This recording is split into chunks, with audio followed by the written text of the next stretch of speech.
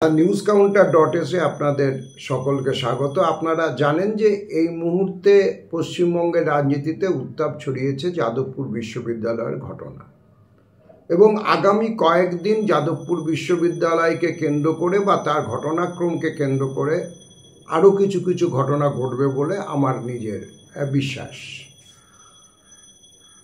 তবে এই এপিসোড শুরু করবার আগে আমি প্রথমে একটা ডিসক্লেমার দিয়ে দিতে চাই যে যারা মনে করছেন বা বলছেন, অনেকেই দেখলাম বলছেন যে যাদবপুর সেই নৈরাজ্য, যাদবপুরের সেই হিংসাত্মক ঘটনাক্রম, যাদবপুরটা একদম জাহান্নামে গেল, যাদবপুর মানেই মদ গাঁজা আন্দোলন ইত্যাদি ইত্যাদি।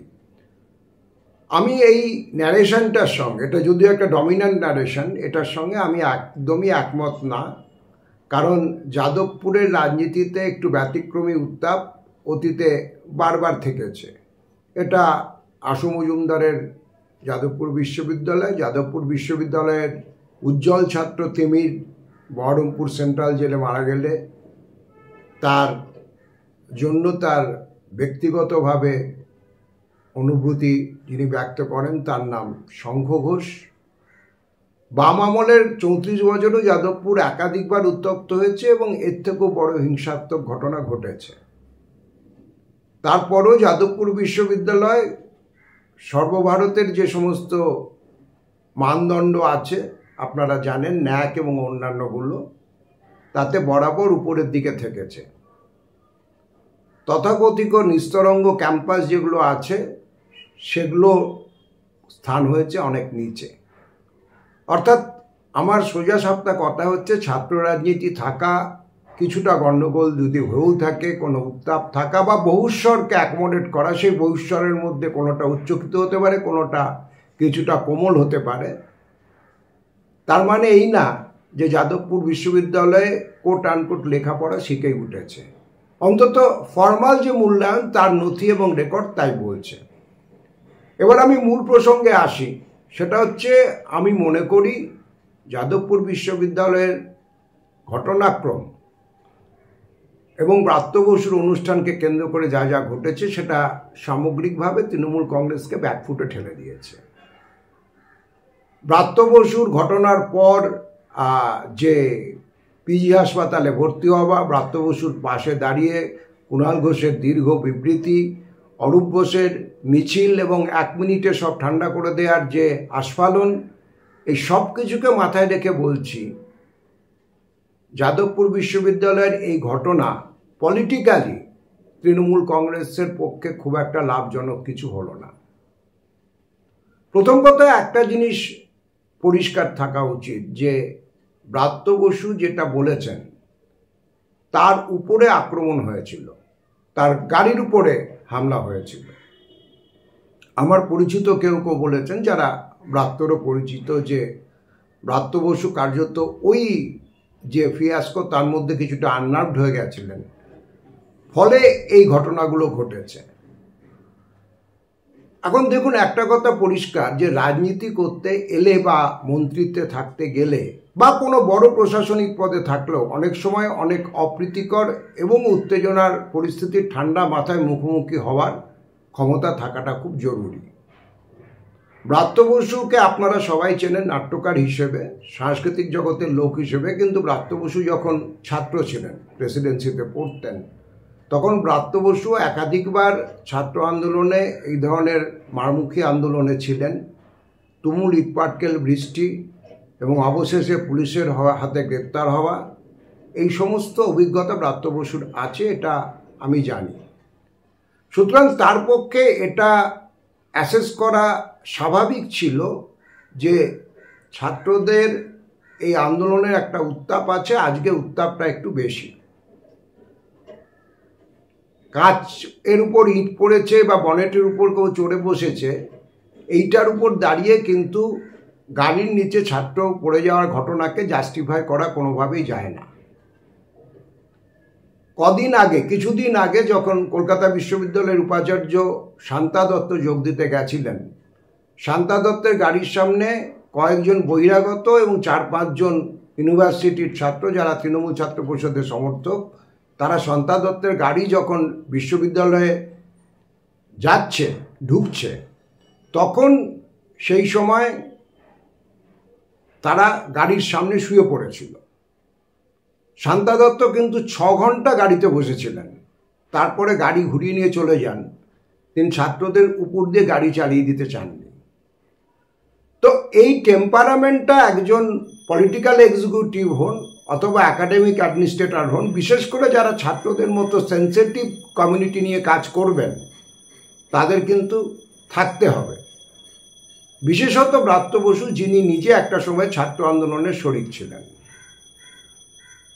দ্বিতীয়ত একটা কথা আমার বলবার, যে এই ঘটনার অব্যবহিত পরে অরূপ বিশ্বাসরা মিছিল নিয়ে গেলেন এবং বিশ্ববিদ্যালয়ের বিক্ষোভরত ছাত্রছাত্রী, যারা মূলত বামপন্থী ছাত্রছাত্রী, তাদের মুখোমুখি দাঁড়িয়ে পড়লেন এবং আস্ফালন করেছেন যে 1 মিনিটের মধ্যে আমরা ইচ্ছে করলে যাদবপুর বিশ্ববিদ্যালয়ের দখল নিতে পারি। এর আগে আমরা দেখেছি বাবুল সুপ্রিয়ের সময় আর একজন নটি রূপা গাঙ্গুলি, তিনি সেখানে গিয়ে কোমর বেঁধে বলেছিলেন যে যাদবপুর বিশ্ববিদ্যালয়ে আমরা দখল নিয়ে নেব। যাদবপুর বিশ্ববিদ্যালয়ের দখল নেওয়া মানে কি? ইট কাঠ, ক্লাসরুম, চেয়ার টেবিলের দখল নেওয়া? হ্যাঁ, সেটা নেওয়া সম্ভব, কিন্তু যাদবপুর বিশ্ববিদ্যালয়ের আসল দখল নিতে গেলে মতাদর্শগতভাবে নিতে হবে। সেটা অরূপ বিশ্বাসের মতো লোকজনের কম্য নয়, এটা খুব পরিষ্কার কথা। শুনতে খারাপ লাগতে পারে, কিন্তু কথাটা সত্যি। এখন বিষয় হচ্ছে যে আমি কেন বলছি এটা তৃণমূলকে কার্যত ব্যাকফুটে ঠেলে দিল। তৃণমূলের পক্ষে এই মুহূর্তে আগামী বিধানসভা নির্বাচনের আগে সবথেকে সুবিধাজনক অবস্থান হচ্ছে একটা বাইনারি তৈরি করে নেওয়া, যে বিজেপি এবং আমরা মাঝখানে কেউ নেই। কারণ মাঝখানে কেউ আছে এটা যদি প্রমাণিত হয়, তাহলে কি হতে পারে সেটা মালদার লোকসভা নির্বাচনের রেজাল্ট, যেখানে বিধানসভা নির্বাচনে 12টার মধ্যে 8টা তৃণমূল কংগ্রেসের হলে পারেও লোকসভা নির্বাচনের হিসেবে দেখা গেছে সেখানে একটা বিধানসভা ক্ষেত্রেও তৃণমূল কংগ্রেস এগিয়ে নেই। 2টো লোকসভা নির্বাচনেই হেরেছে, 12টার মধ্যে 6টাতে বিজেপি এগিয়ে, 6টাতে বাম কংগ্রেস জোট এগিয়ে। তো সুতরাং এই যে ছবিটা গোটা রাজ্যের মানুষ দেখলো, যদি এই টিভি, সমাজ মাধ্যম এসব না থাকতো একরকম কথা, গোটা রাজ্যের মানুষ দেখলো যে বামপন্থী ছাত্র যুবদের উল্টো দিকে পুলিশের ব্যারিকেডের এপারে দাঁড়িয়ে মোকাবিলা করতে হচ্ছে তৃণমূল কংগ্রেসের সাংসদ, বিধায়ক এবং অরূপ বিশ্বাসের মতো হেভিওয়েট নেতাকে, বিশ্ববিদ্যালয়ের কিছু বাচ্চা বাচ্চা বামপন্থী ছেলে মেয়েদের উল্টো দিকে দাঁড়িয়ে। অর্থাৎ বামপন্থী শক্তিকে একটা স্পেস দেওয়ার জন্য তুলে আনার যে রাজনৈতিক ভুল অরূপ বিশ্বাসরা করলেন, সেটা কার্যত একদম ইম্যাচুরিটির একটা পরিচয়। এতে পেশির আস্ফালন হয়, কিন্তু মস্তিষ্কের কোনো কাজ আমি অন্তত দেখতে পাচ্ছি না। দ্বিতীয় যে জিনিসটা হলো যে যাদবপুর বিশ্ববিদ্যালয়ে বামপন্থীদের মধ্যে অনেক সেট আছে। মূলত যে ছেলেটি জখম হয়েছে ইন্দ্রানুজ, সে এসএফআই বা সিপিএম এর নয়, সে একটি অতিবাম গোষ্ঠী ছাত্র রাজনীতি করে। কিন্তু তৃণমূল কংগ্রেস তার পেশি শক্তির যত আস্ফালনের দিকে যাবে, তত এই ধরনের বিভিন্ন সেটের বামপন্থী ছাত্রছাত্রীরা একসঙ্গে ব্লক হিসেবে র্যালি করতে শুরু করবে, যেটা বৃহত্তর প্রেক্ষিতে দেখলে তৃণমূল কংগ্রেসের পক্ষে অসুবিধাজনক হবে। তৃণমূল কংগ্রেসের মনে রাখতে হবে যে তারা যখন ক্ষমতায় এসেছিল, এরকম অসংখ্য ছোট ছোট অতিবাম গোষ্ঠী এবং এসইউসি এবং আদার্সদের ঘাড়ে চেপেই এসেছিল। তাদের একার ক্ষমতা হয়নি সেই সময়। আজকের এই 13 বছর বা 14 বছর আগে সেদিনকার বাস্তবতা খেয়ালে রাখা হয়তো মুশকিল হবে, যে সিপিআইএমের ওই সর্বাত্মক শক্তির বিরুদ্ধে বামফ্রন্টের সংসদীয় সংখ্যার ওই অ্যাবসলিউট যে সংখ্যাগরিষ্ঠতা, তার বিরুদ্ধে সামাজিক পরিসরে, রাজনৈতিক পরিসরে যে নাগরিক প্রতিরোধ গড়ে তোলার উদ্যোগ ছিল, সেটা একা তৃণমূল কংগ্রেসের কম্য ছিল না, এমনকি নন্দীগ্রামের প্রতিরোধেও নয়। যে কারণে নন্দীগ্রামের প্রতিরোধেও প্রথম প্রতিরোধের পতাকা কালো পতাকা রং লাগতে হয়েছিল, ওটা মামাটি মানুষের পতাকা ছিল না, এটা পরিষ্কার। তো আজকে যখন অন্যান্য যারা left to the left, fur left যে সমস্ত ছাত্র সংগঠন রয়েছে, ছোট সংগঠন কিন্তু তাদের রাজনৈতিক প্রভাব পকেটে পকেটে থেকে যায়, তাদেরকে যদি তৃণমূল কংগ্রেস বেশি আস্ফলন দেখাতে গিয়ে একটা ব্লকে পরিণত করে, সেটা আর একটা রাজনৈতিক অবমিশ্রকারিতা। কিন্তু সেই কাজটা তৃণমূল কংগ্রেস করছে, দায়িত্ব নিয়ে করছে, এ ব্যাপারে কোনো সন্দেহ নেই। তৃতীয় যে বিষয়টা, যে এই জায়গাটাকে অ্যাড্রেস করবার জন্য যাদবপুর বিশ্ববিদ্যালয়ের মতো একটা সেন্সিটিভ জায়গা, সেটাকে অ্যাড্রেস করছেন কে? কুণাল ঘোষ। সেটাকে অ্যাড্রেস করছেন কে? অরূপ বিশ্বাস।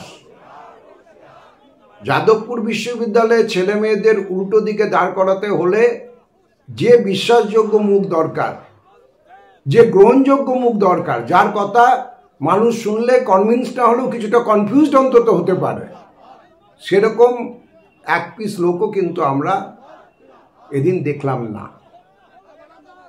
উল্টো দিকে দেখুন, সেখানে হচ্ছে বিশ্ববিদ্যালয়ের বাচ্চা বাচ্চা ছেলে মেয়েরা তাদের যে বক্তব্য, তারা যেভাবে বলছেন, তারা যেভাবে আক্রান্ত হওয়ার বিবরণ দিচ্ছেন, সেটা দেখলে বোঝা যাচ্ছে যে তারা বানিয়ে বানিয়ে কিছু বলছেন না।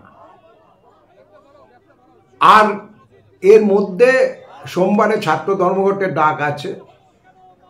রাজনীতিতে অনেক ছোট ছোট ঘটনা খুব বড় ঘটনার জন্ম দিয়ে দেয়। আপনারা যদি এই মুহূর্তে গ্রিসের দিকে তাকান, একটু দূরের উদাহরণটাও দিচ্ছি, একটা রেল দুর্ঘটনার বিরুদ্ধে বিক্ষোভ দেখাতে নাগরিকরা প্রথম রাস্তায় নামে। আজকে গোটা এথেন্স, রণক্ষেত্র, 300 কারখানার শ্রমিকরা ধর্মঘট করে রাস্তায় নেমে এসেছে। সংসদ ভবন ঘিরে শনিবার সন্ধ্যে পর্যন্ত খবর তুমুল সংঘর্ষ চলছে। এখন এই ছাত্র ধর্মঘটকে ঘিরে ধরুন 2 বা 3টে বিশ্ববিদ্যালয়, অধিকাংশ জায়গাতেই ছাত্র ধর্মঘট হবে কিনা আমি জানি না, কিন্তু 2 বা 3টে প্রমিনেন্ট বিশ্ববিদ্যালয়েও যদি আর এক দফা সংঘর্ষ হয়, সেটা তৃণমূল কংগ্রেসের পক্ষে আর এক দফা পলিটিক্যাল সেটব্যাক হবে।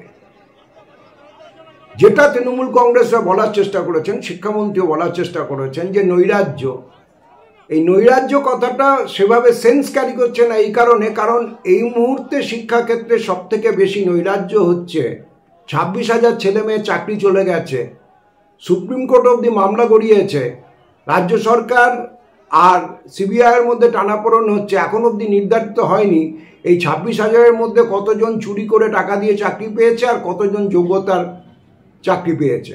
অথচ চাকরিগুলো চলে গেছে, নিয়োগ বন্ধ, স্কুলগুলোতে শিক্ষক নেই। তরুণ প্রজন্মের ছেলেমেয়েরা দিনের পর দিন রাস্তায় বসে থাকছে চাকরির দাবিতে। ছাত্র সংসদ নির্বাচন করতে এত কিসের ভয় আছে? বামপন্থী আমলেও তো বহু কলেজে ছাত্র পরিষদ জিতেছে, জিততো।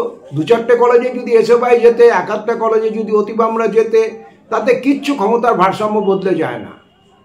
কিন্তু এই বছরের পর বছর ছাত্র সংসদ নির্বাচন না করবার পর আচমকা একদিন ঘুম থেকে উঠে সবাই বলছেন যে আরজি করে প্রাক্তনীরা তারা একটা সিন্ডিকেটে রাজত্ব কায়েম করেছে। কেন করেছে?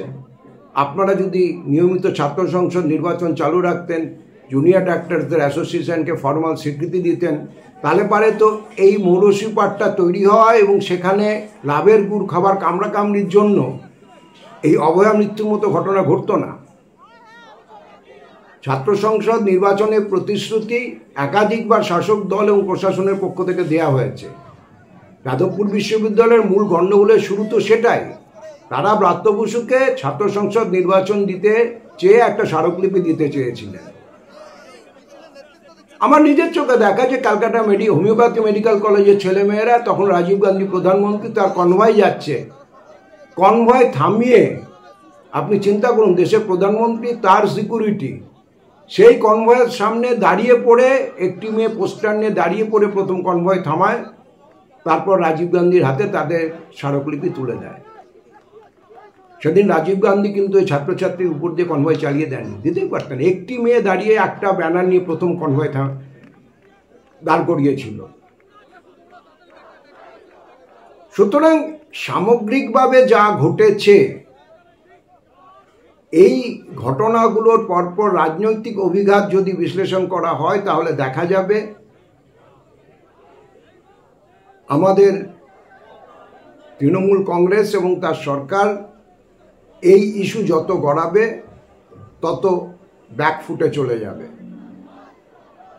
এটা আমার বিশ্লেষণ। আপনারা আপনাদের মতামত আমাদের কমেন্ট সেকশনে এসে জানাতে পারেন। thenewscounter.s এখন এই পর্যন্ত। দেখা হবে পরবর্তী এপিসোডে। সকলে ভালো থাকবেন।